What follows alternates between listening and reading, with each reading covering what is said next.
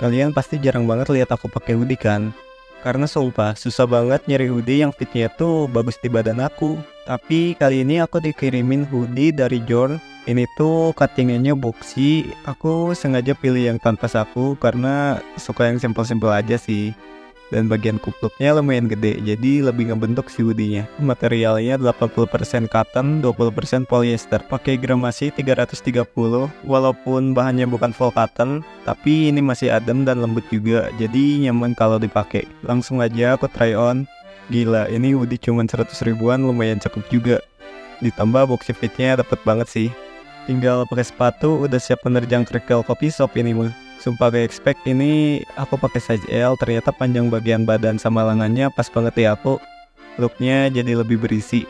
Gimana nih? Kira-kira aku cocok pakai hoodie atau enggak? Segitu dulu buat konten kali ini. Sampai jumpa di konten berikutnya.